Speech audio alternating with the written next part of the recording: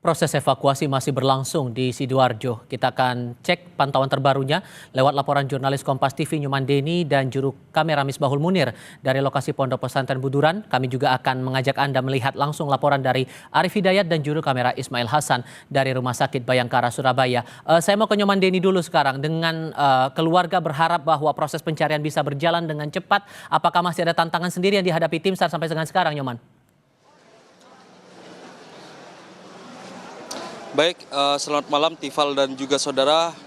Hingga Sabtu malam ini tim SAR gabungan yang terdiri dari Basarnas, TNI, Polri, petugas pemadam kebakaran hingga tim medis dan relawan juga masih terus melakukan upaya pencarian di lokasi ambruknya bangunan di Pondok Pesantren Al-Khosini Buduran Sidoarjo.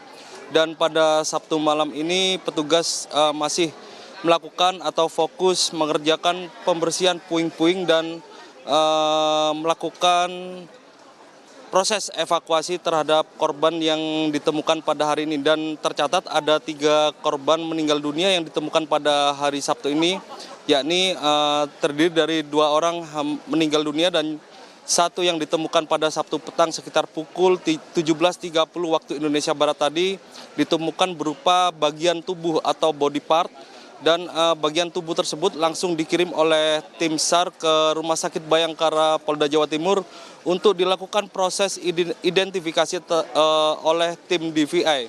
Dan hingga saat ini memang di hari ke-6, posko SAR di kawasan Pondok Pesantren Al-Khosini Sidoarjo ini masih terus ramai oleh keluarga dari para korban yang belum ditemukan.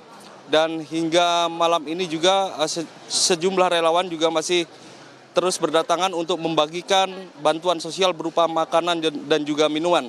Dan tercatat memang masih ada sekitar 46 orang yang belum ditemukan dan total meninggal dunia yang telah dievakuasi yakni sekitar 17 orang, Tifal. Oke, dan saya melihat di belakang Anda tampak dari orang tua dan wali santri ini masih tetap menanti kepastian kabar apapun itu yang telah didapatkan temuannya sejauh ini oleh tim SAR. Adakah aspirasi lain yang disampaikan oleh pihak keluarga atau wali santri ini kepada tim SAR? Mengingat prosesnya masih berjalan dan rasanya tantangan masih terus dihadapi sampai sejauh ini. Baik, hingga malam ini proses evakuasi atau upaya pencarian dilakukan di lokasi kejadian masih dilakukan oleh tim SAR gabungan yang terdiri dari Basarnas, TNI, Polri, relawan dan pemadam kebakaran hingga tim medis dikerahkan.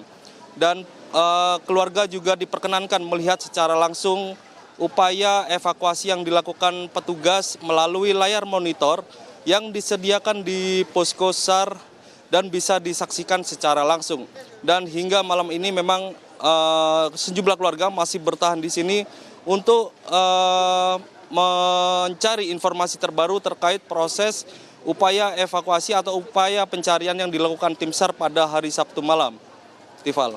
Itu di lokasi kejadian ya, dan keluarga, orang tua, wali santri ini berharap ada kabar terbaru terkecuali untuk keluarga dan wali santri yang berada di Rumah Sakit Bayangkara Surabaya. Saya ke Arif sekarang. Adakah hal-hal yang menjadi tantangan di sini dalam proses identifikasi pada korban meninggal sampai dengan sekarang ini, Arif?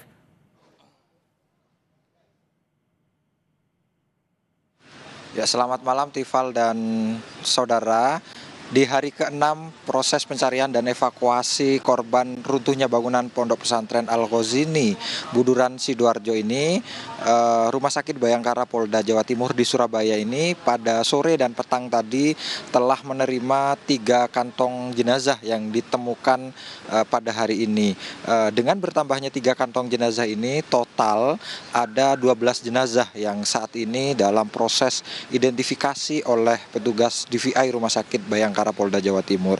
Petugas sejauh ini mengalami kendala, yakni kendalanya adalah selain busana yang dikenakan oleh para korban ini sama begitu, kondisi sidik jari yang sudah mulai rusak serta para korban yang berada di usia rentang antara 12 hingga 16 tahun ini belum melakukan perekaman EKTP.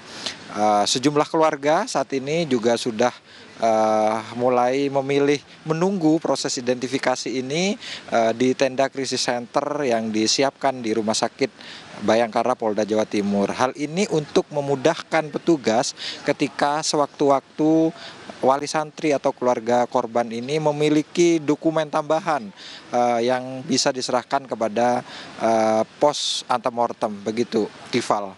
Sehingga dengan kondisi dan tantangan seperti itu, apa yang kira-kira disampaikan pihak DVI kepada keluarga ataupun juga orang tua wali santri ini untuk bisa mempermudah proses identifikasi ini?